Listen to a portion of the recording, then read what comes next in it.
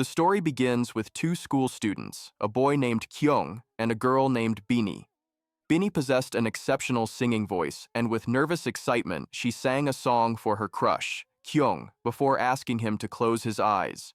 He obediently did so, unaware that this moment marked the culmination of her courage, as she finally confessed her feelings to the most popular boy in school, admitting that she had liked him for a long time. Along with her confession, she also gifted him her favorite book, a gesture that carried far more emotion than its printed pages. Kyung stood frozen and silent, which made Bini assume that her feelings were unreciprocated. She began to downplay herself, saying she understood his silence because every pretty girl in school had a crush on him, and someone as average as her could hardly be his choice. Just as her confidence started collapsing faster than a badly built sandcastle, Kyung revealed that he felt exactly the same way, and not recently, but for a long time. Bini was left utterly stunned and overwhelmingly happy because she had never imagined that both of them had been secretly liking each other all along. The very next moment, however, the story takes a painful turn. Bini was forced to leave the city due to severe bullying at school and several other unavoidable reasons. Kyung tried desperately to stop her, but circumstances overpowered emotions, and the two were separated. The story then shifts several years ahead to the present, where a welfare center is shown hosting a poetry recitation event. Adults stood one by one, reading poems they had written, until it was Kyung's turn, now fully grown. His poetry revolved around guns and blood, an oddly intense choice for such a venue, yet the audience still encouraged him, possibly unsure whether to applaud or quietly rethink their life decisions. As people began leaving, a lady complimented Kyung's performance. After he walked away, a man asked her whether she even knew who he was. She casually replied that she had heard he worked at a construction site, only to be shocked when the man clarified that Kyung was actually a gangster. Ironically, Kyung had once dreamed of becoming a novelist in his childhood, but life had rerouted him into the criminal world. At that moment, he received a call from his school friend Yoon, who had become a police officer. Yoon asked where he was, and Kyung lied that he was somewhere nearby. Yoon then informed him that a meeting was about to take place between Kyung's boss, the chairman, and their enemy Peter, and that this meeting was being held at Kyung's own house, arranged by his father. Hearing this, Kyung panicked and rushed home before his house could turn into a battlefield. He called his father, who surprisingly doesn't look like a typical mafia boss because he was in the garden, while his mother was shown busy with household chores. His father calmly explained that he himself had called everyone for the meeting because the police had requested his help to end the ongoing conflict between the two gangs, reminding Kyung that he held control over all the gangsters. Kyung argued that he should have at least been informed, but his father refused to listen. Soon, one car showed Kyung's boss and the chairman arriving, while another carried their enemy, Peter, the richest of them. Peter mocked the situation, laughing at the idea that Kyung's father Park still treated him like a childish kid who needed scolding. Meanwhile, Bini reappeared in the story after a long time. She had returned to the city and was searching for a job. She arrived at an interview location looking visibly nervous, burdened by financial pressure and uncertainty about whether she would be selected. On the other side, several cars arrived at Kyung's house, where both gangster parties gathered. Police officers showed Park videos demonstrating how these groups constantly fought each other, creating fear among ordinary citizens and generating countless complaints. They requested Park to mediate peace between them. Park began delivering a lengthy lecture, scolding them for their reckless fighting. Outside the house, Kyung finally arrived and saw Yoon scolding a junior gangster, demanding respect because he was Kyung's best friend. Kyung pulled Yoon aside, and the two discussed how everything was temporarily calm. Kyung jokingly warned Yoon that although he was smoking, if his mother caught him, both of them would be thrown out of the house without mercy. Yoon reflected on how Kyung had once been quiet and dreamed of becoming a novelist, while he himself enjoyed fighting, and yet life had strangely turned Yoon into a police officer and Kyung into a gangster. Kyung admitted that he planned to leave the gangster life soon because he could no longer endure it and desired peace. Yoon supported his decision wholeheartedly. Inside the house, after an exhausting lecture, Park forced the chairman and Peter to shake hands, and despite the stiffness, the truce was finally established. Meanwhile, Bini had passed her singing interview and secured the job. However, Upon learning that she would have to sing in front of many students, she declined the offer. Although she was a talented singer, trauma prevented her from performing before large crowds, as too many staring eyes triggered panic. A girl requested Binny's autograph, explaining that she was a subscriber of her online singing videos.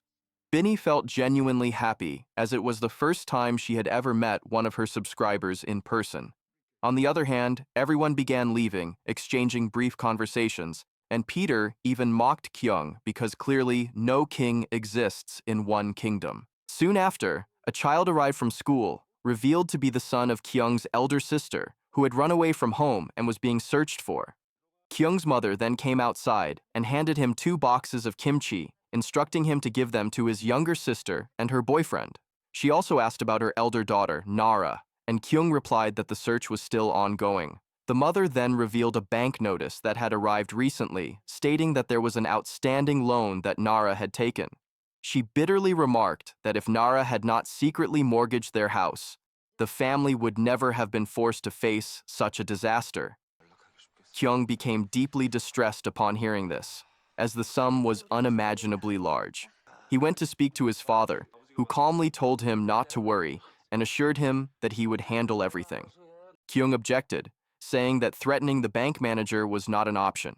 His father clarified that he had no intention of threatening anyone and would instead speak to the bank manager peacefully, which sounded reassuring, though Kyung was not entirely convinced that peace and banks usually cooperate so easily. Meanwhile, Kyung's younger sister, Shimin, called him and instructed him to drop the kimchi at her apartment. Kyung bluntly refused, reminding her that he was not a kimchi delivery man taking orders, and informed her that he would bring it directly to her hospital instead before hanging up. Shimin shared this with her boyfriend Jong, who said it was fine because it had been a long time since he had met Kyung. Curious, Shimin asked why he liked her brother so much. Jong explained that when he was bullied in class, Kyung was the one who always fought for him, allowing him to study properly and eventually become a doctor. In his eyes, no one had ever been a better classmate or friend than Kyung. Shimin felt genuinely happy knowing that her brother had quietly helped so many people. Jung suggested that they drink wine together that night, but Shimin declined, explaining that she had a meeting with an old friend and would not be able to join him. Before going to the hospital, Kyung informed her boss about his decision to quit the job. The boss was visibly anxious, as Kyung was the strongest gangster in their group and the leader of many others. He tried to stop Kyung from leaving, but when Kyung remained firm, the boss agreed on one condition: that Kyung had to resolve the issue in District 3, a problem that had been troubling him for a long time. Kyung accepted the deal, stating that this would be his final task before leaving the underworld for good. Soon after, Kyung arrived at the hospital carrying the kimchi and called his sister downstairs. Shimin was still annoyed and complained that he could have left it at her apartment, especially since she also had to meet a friend. At that very moment, Binny entered the scene, as she was the friend Shimin was meeting. When Kyung saw Binny, he instantly recognized her and froze in shock, standing face to face with his first love after so many years. Binny was equally stunned upon seeing her former crush, and both of them smiled, greeting each other awkwardly yet warmly. They all sat in the canteen, where Shimin asked if they knew each other, mentioning that Binny was her college friend. Both Kyung and Binny quickly lied, saying they barely knew each other and had only met once or twice. Shimin excitedly explained that Binny was practically a star, with a large following and an incredible singing talent, adding that she had always thought Binny would become a K-pop idol. Binny casually explained that she was not good at dancing, which was the only thing standing between her and idol life. Kyung pulled up Binny's YouTube channel and pointed out that she had crossed 1,000 subscribers, praising her sincerely. Binny modestly replied that the number was not very big, but each subscriber meant a lot to her. Kyung scolded his sister for not liking even one of Binny's videos, then promised Binny that he would now like her videos daily and support her fully. Binny smiled shyly, and the two exchanged embarrassed glances, making it painfully obvious that something was going on.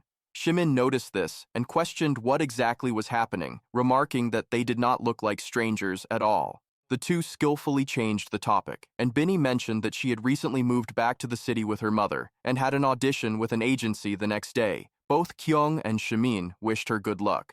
Kyung heads back home while listening to Binny's songs on the way. Meeting her after so long made him feel as if he had been given a reason to live again, as though he had briefly returned to his school days. He reminisced about how happy they used to be together. Beanie too appeared equally happy after meeting Kyung and kept thinking about him repeatedly. That night, Kyung was still listening to Binnie's songs, having already gone through almost all of them and replaying them obsessively, as if the repeat button had personally offended him earlier in life. He then took out the book that Binnie had gifted him during their school days, which made him feel even happier. When Nara's son came to sleep beside him, Kyung asked whether the girl was pretty. The child bluntly replied that his mother was prettier. Kyung threatened to throw him out of the room, prompting the child to immediately change his answer and call the girl very pretty before asking whether she was Kyung's girlfriend. Kyung smiled and replied that she was not, at least not yet. The child then quietly asked when his mother would come back. He confessed that he missed them terribly. The child added that his grandmother had said his mother was afraid of his grandfather, which was why she was not returning home, because the grandfather would supposedly break her legs if she came back. Kyung gently replied that his father was not that cruel, although he was indeed extremely angry with Nara. Soon after, the two of them fell asleep. In the morning, Binnie was seen recording a new video. As she noticed an envelope filled with money, her thoughts drifted back to the previous day when she had met Shimin to borrow some money, which Shimin had readily given her. Binnie had promised to return it soon, and Shimin had casually told her to repay it comfortably, without any pressure, before even cheering her up for the audition. In reality, Binnie was struggling financially not for herself, but to pay for her mother's treatment, as her mother suffered from mental illness. Because of this, Binnie constantly lived in worry and survived through immense hardship. The story then shows her audition, where a man explained that this was a rare opportunity and that they did not give such big chances to just anyone, but her singing talent stood out. Binnie prepared herself to sing, but the moment two more people entered the studio and started looking at her, she became unsettled. Painful memories resurfaced of how she had been bullied in school, stared at, and secretly recorded on phones, a trauma she still could not escape.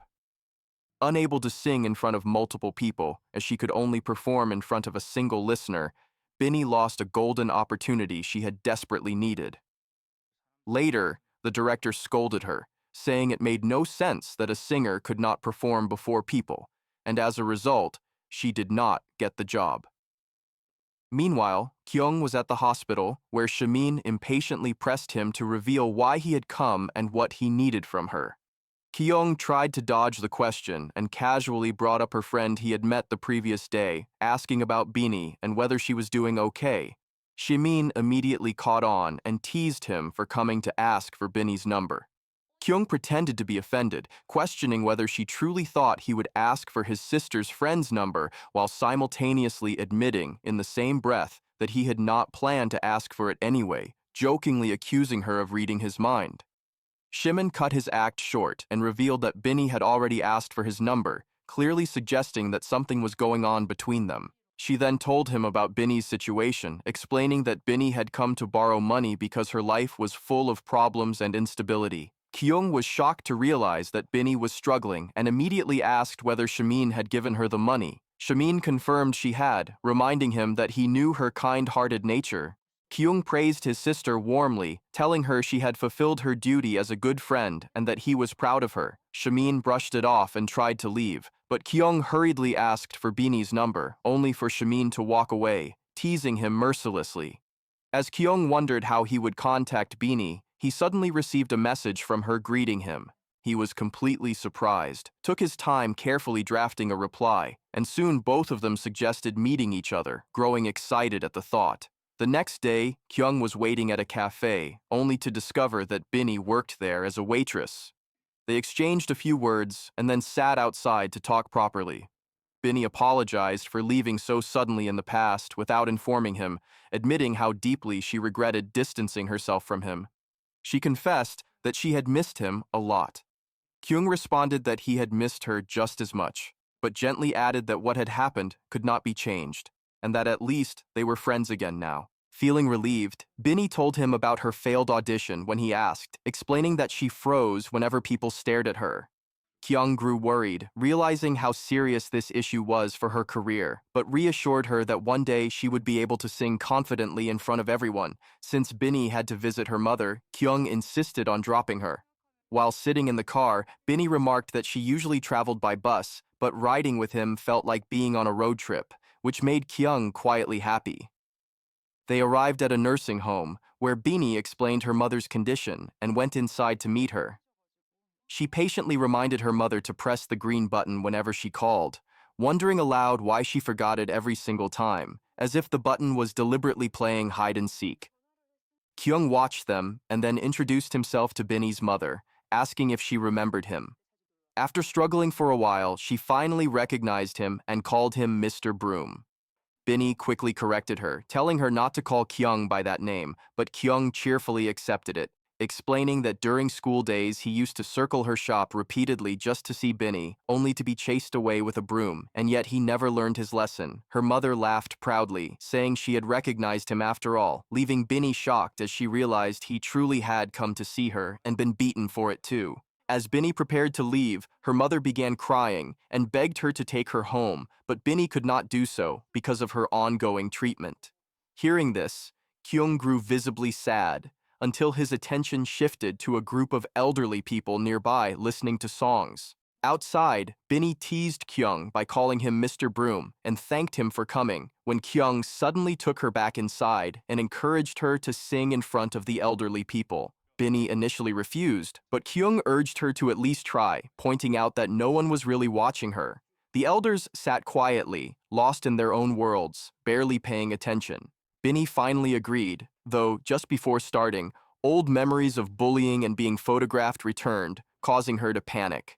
Gathering her courage, she began to sing, and the song was deeply appreciated. The elders slowly turned their attention toward her, moved by her voice. Binny's mother clapped proudly for her daughter, while Kyung watched with quiet happiness, seeing Binny sing freely and truly come alive. Meanwhile, at the hospital, Kyung's elder sister, Nara's best friend, appears. Shimin immediately recognizes her and walks straight up to her, demanding confirmation that she is indeed Nara's closest friend and insisting that she reveal Nara's whereabouts without wasting time. The best friend panics and refuses to speak, which pushes Shimin to take her outside and threaten her bluntly, warning that if she did not tell the truth, she would call her gangster brother, who happened to be extremely dangerous and not particularly famous for mercy. Terrified, the best friend finally breaks down, and Shimin immediately calls Kyung to tell him that she has finally found information about their elder sister and that he should come quickly so they could go bring her back.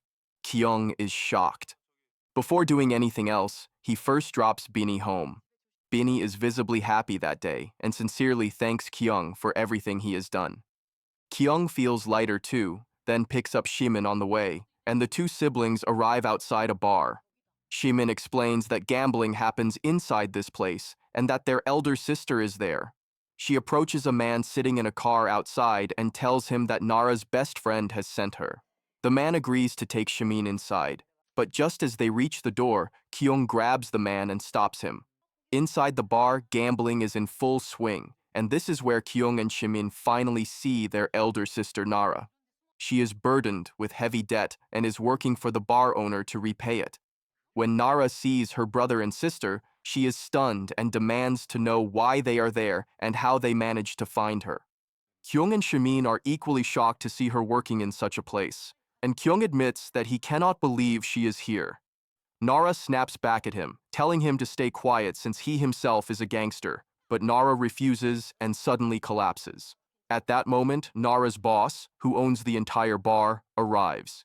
She coldly declares that Nara is not going anywhere, claiming that Nara now belongs to her for life. This sparks a brutal fight. Kyung begins beating everyone in the bar mercilessly, determined to take his sister out of that place. Shimin also fights the bar owner, but when the owner viciously smashes Shimin's face, Nara completely loses control. In a fit of rage, she charges at full speed toward her boss, furious at how she dared to hit her sister. Everyone freezes, watching in disbelief. Nara slams her forehead into her boss's head with such force that the boss collapses backward and immediately loses consciousness. The entire room is stunned. After this, Kyung somehow manages to drag both his sisters out, locks everyone inside the bar, and escapes. All three then headed toward Nara's room.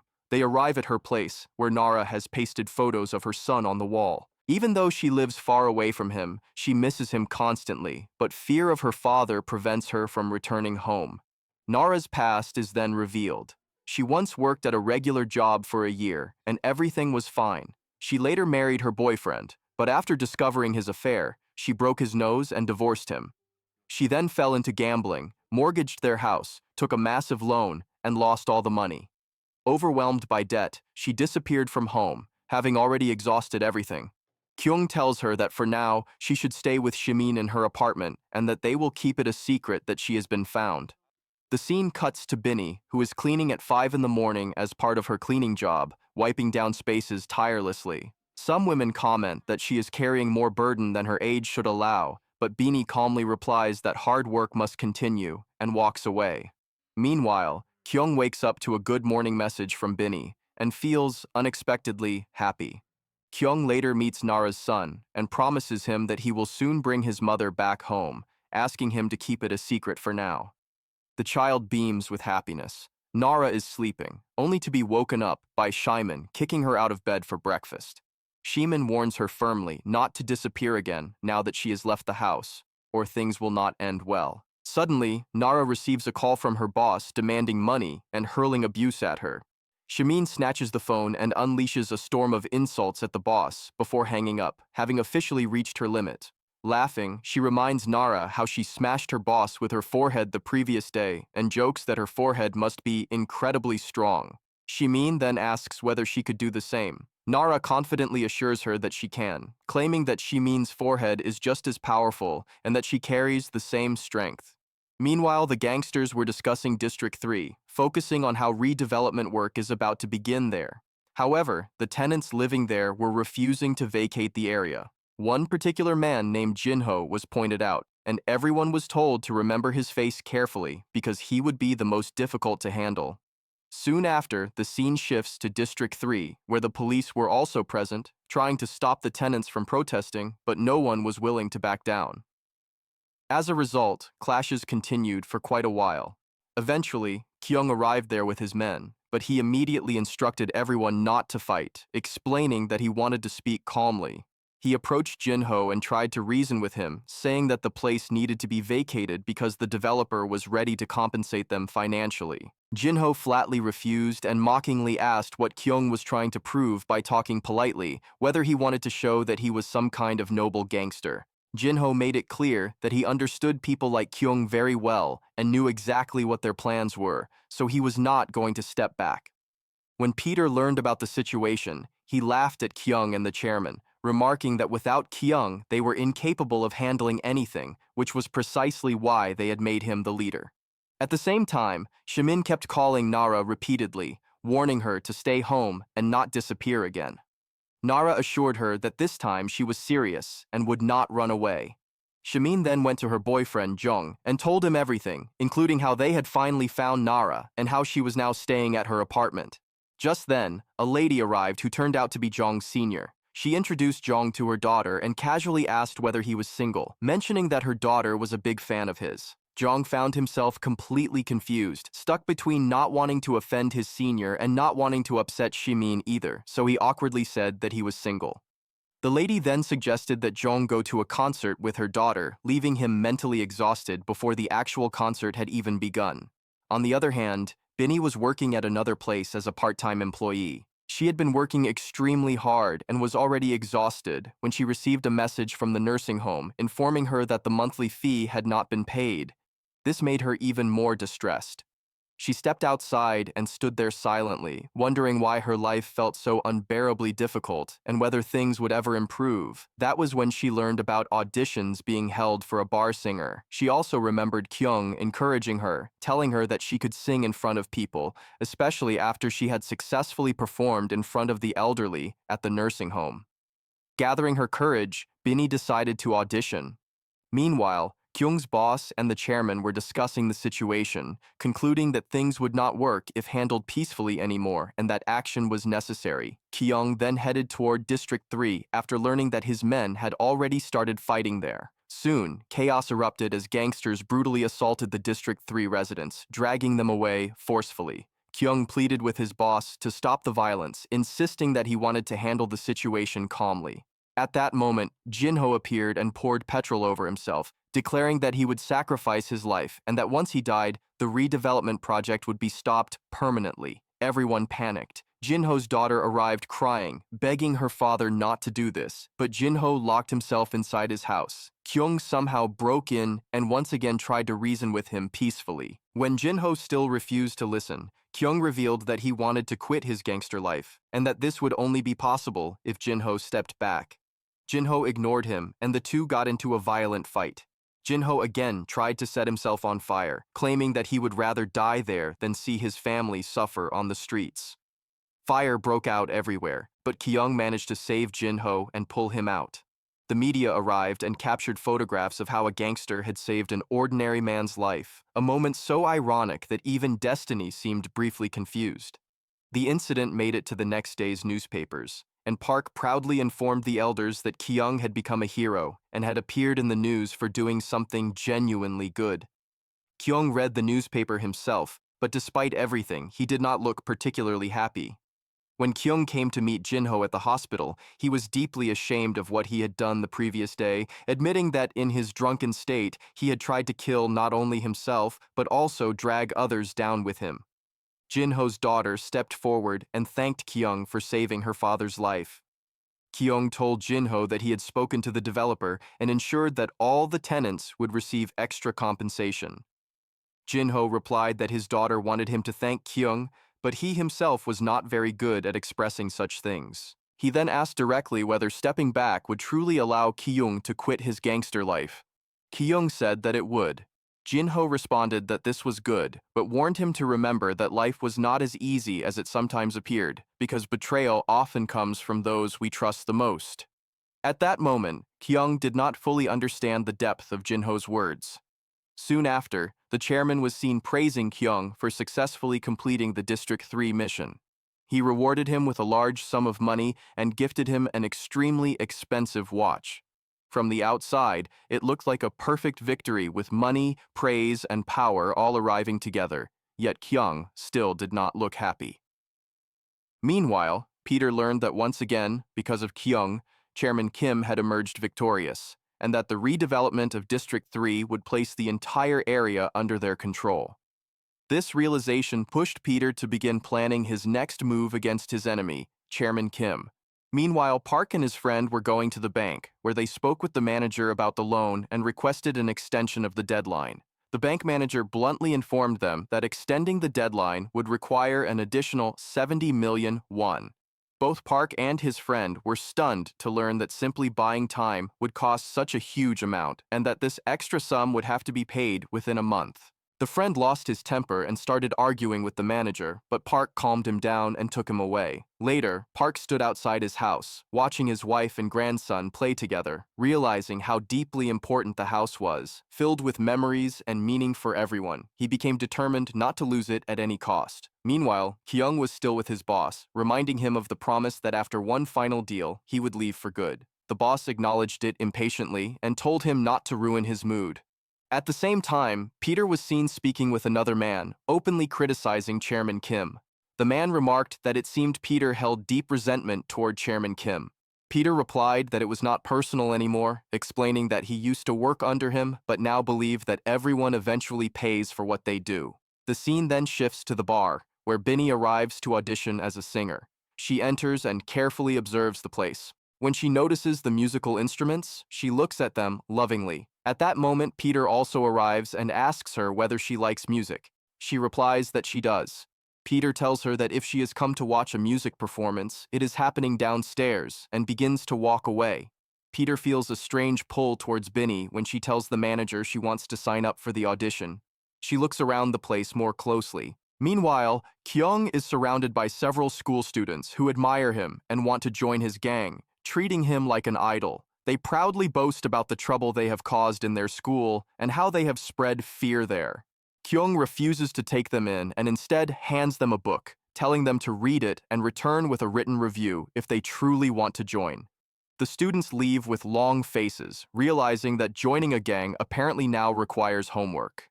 Soon after, Park arrives there, and Kyung immediately understands that his father must have come to ask Chairman Kim for money again. Kyung firmly stops him, saying that he will not allow this, because his life was already ruined due to these choices, turning him into a gangster, just like his father. He tells Park not to trap him in this life forever by taking more money. Park is left speechless and ashamed. At that moment, Chairman Kim arrives and takes Park away with him. Kyung returns home, crying in anger, and begins recalling painful memories of how he became a gangster. When Park was about to go to jail, he had asked Chairman Kim to let Kyung work under him instead and send a monthly salary home. Park had made this decision thinking of his wife and daughter's future, so the family would not suffer financially. But in doing so, he destroyed Kyung's life. When Kyung first met the chairman and the boss, he was terrified. The boss had commented that he had heard Kyung was good at fighting, which provoked Kyung into attacking him in anger. The boss then remarked that Kyung was already perfectly suited to frightening people. Kyung had become a gangster to keep the household running. Meanwhile, Park deeply regretted the harsh words he had spoken to his son earlier. That regret weighed on him so heavily that he decided not to ask Chairman Kim for any money after all, and he quietly walked away. On the other side, Shimin returned home feeling upset and poured her heart out to her sister, explaining how the hospital director had come with her daughter and casually asked Jong whether he was single. Jong had answered yes, and that single word shattered Shimin. She wondered how he could say that so easily, as if he had forgotten how much she had liked him from the very beginning, so much so that if she had focused even more on her studies instead of love, she might have been a doctor by now rather than a nurse. When Shimin snapped back, asking whether her sister was deliberately insulting her to make her feel even worse, her sister quickly clarified that she was only trying to encourage her, not break her down further. Meanwhile, Binny happily called Kyung and told him that she had finally chosen the song she would sing at the audition the next day, asking if he would like to hear it. Kyung agreed, but soon realized she was actually standing right downstairs because he had been missing her so much that distance had clearly stopped meaning anything to him. At home, Park asked his wife whether Kyung had come home, and the next morning she questioned Kyung about why he had not returned. He replied that some work had come up, so he had ended up sleeping in his car instead. Later, Kyung met his boss and asked whether his father had said anything to Chairman Kim. The boss replied that he had not asked for anything, and that it felt as though Park had wanted to say something but left without uttering a word. Kyung realized this meant his father had not asked for money. At the same time, Park was speaking to his friend, saying how deeply sorry he felt for Kyung and how he had dragged him into this life. His friend advised him to sit down calmly and explain the helplessness of the situation to his son, that there truly had been no other option at the time. The story then shifts to Nara, who was missing her son Choi intensely. Unable to control herself, she decided to secretly see him from afar. She was watching Choi quietly, but Choi sensed that someone was repeatedly staring at him. Nara tried to hide, but even as he walked away, she continued following him. This time, Choi did not ignore the feeling and began following her instead. Nara panicked and ran, while Choi's grandmother grew worried. After a long chase, Nara hid at one spot, but when Choi unknowingly moved toward the road, Nara panicked at the thought of him getting into an accident and rushed forward to stop him. When Choi confronted her, asking whether she was his mother, Nara initially denied it, but eventually broke down and accepted that she was indeed his mother.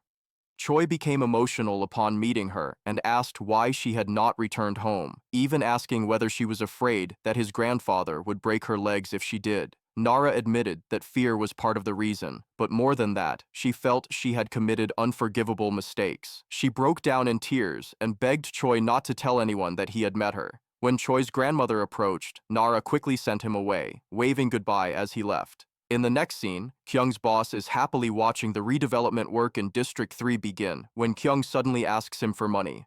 The boss casually asks how much he needs, assuming 10 million would suffice, but Kyung calmly says that 100 million would be enough. The boss is shocked and asks why he needs such a huge amount, warning him not to say that he plans to quit, even after taking the money.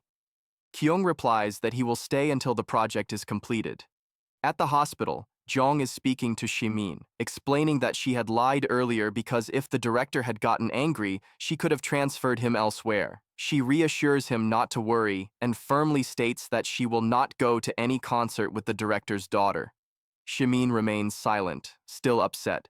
She then goes to Nara's friend and stops her from playing cards, warning her that because they helped Nara escape, the bar owner is now searching for her and demanding money.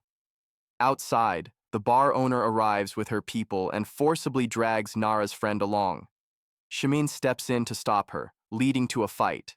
Jong tries to intervene, but the poor man is thrown aside.